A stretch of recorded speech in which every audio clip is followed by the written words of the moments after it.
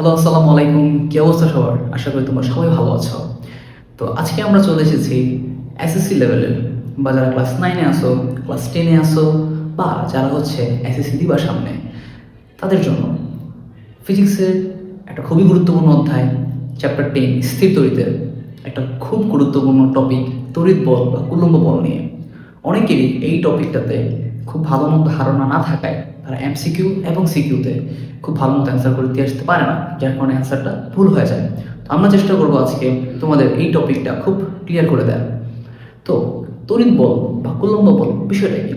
তড়িৎ বল হচ্ছে দুইটা আধান বা চার্জের মধ্যবর্তী বল, এবং এই বিষয়ক যে সূত্রটি, এই সূত্রটা আবিষ্কার করছে কুলম্ব। এই কারণে তার নাম অনুসারে আমরা এই বলকে বলতে পারি কুলম্ব বল। চলো আমরা একটু হোয়াইট বোর্ডে চলে যাই। ধরো আমি তোমাকে বললাম যে দুইটা বস্তু এখানে রাখা আছে, এটা একটা বস্তু, এটা একটা বস্তু। তো এই বস্তুর একটা চার্জ আছে, সেটাকে আমরা কি দ্বারা প্রকাশ করছি? Q1 দ্বারা। আমি চার্জ পজিটিভ হবে নাকি নেগেটিভ হবে এটা পরের চিন্তা, আমরা এটা আপাতত চিন্তা করবো না। আমাদের চিন্তা করতেছি এখানে একটা চার্জ আছে, Q1 চার্জ, এখানে একটা বস্তু, তার চার্জ কত?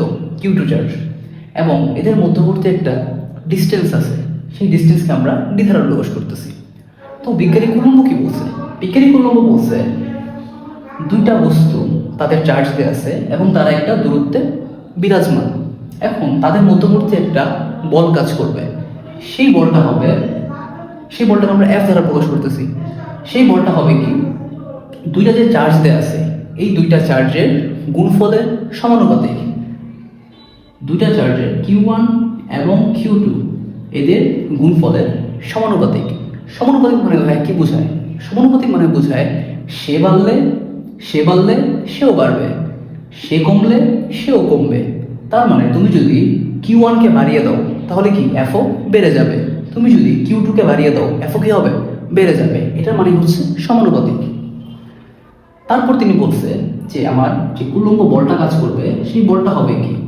দুইটা চার্জের যে মধ্যবর্তী দূরত্ব আছে বা ডিস্টেন্স, সেই ডিস্টেন্সের বর্গের ব্যস্তানুপাতিক। ডিস্টেন্সের বর্গের ব্যস্তানুপাতিক। তার মানে ব্যস্তানুপাতিক দিয়ে কি বোঝায় ভাইয়া? ব্যস্তানুপাতিক দিয়ে বোঝায় যদি ডিস্টেন্সটা বাড়া শুরু করে আমার, তাহলে কি হবে? বলটা কমা শুরু করবে। তার মানে সম্পর্ক কি? উল্টা, একজন বাড়লে আরেকজন কমবে, একজন কমলে আরেকজন বাড়বে। এই হচ্ছে আমার সম্পর্ক। তো এই দুইটা স্বীকার্য, বা বলতে পারো এই দুইটা যে কথা বলছে সেটি, যে বস্তুর যে কুলম্ব বল আধানদ্বয়ের গুণফলের সমানুপাতিক এবং কুলম্ব বল আধানদ্বয়ের দূরত্বের বর্গের ব্যস্তানুপাতিক, এই দুইটাকে আমরা যদি সমন্বয় করি তাহলে কি পাবো ভাইয়া? সমন্বয় যদি করো তুমি পাবা উপরে থাকবে Q1 Q2 এবং নিচে কি থাকবে? ডি স্কোয়ার, তাই তো? এরপর এরপর হচ্ছে আমরা এখানে এফ রাখবো।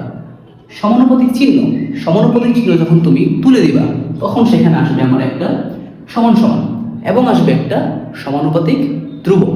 সেই ধ্রুবকটাকে আমরা প্রকাশ করছি কে দ্বারা, এবং এখানে যে এইগুলো আছে সেগুলো লিখে দিব Q1 Q2 বাই হচ্ছে ডি স্কোয়ার।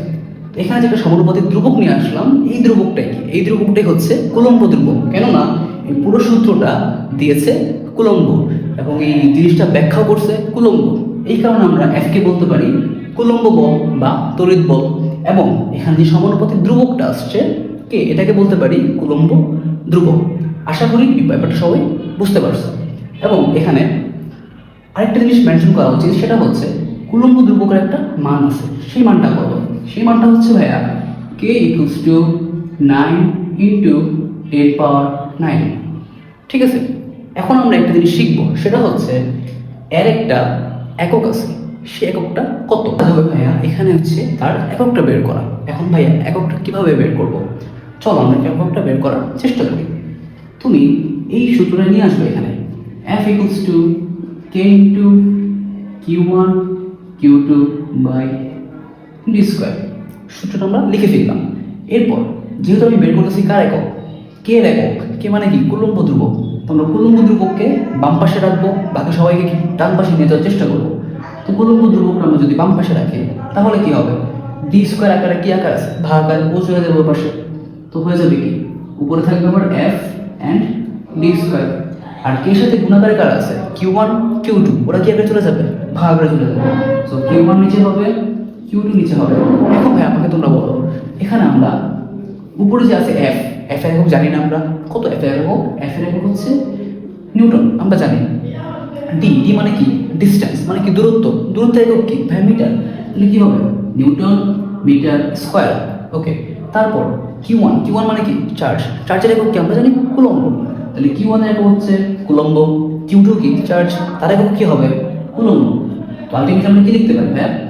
K সমান সমান নিউটন মিটার স্কয়ার, আর নিচে C আর C দুটা মিলে কি হবে? C square.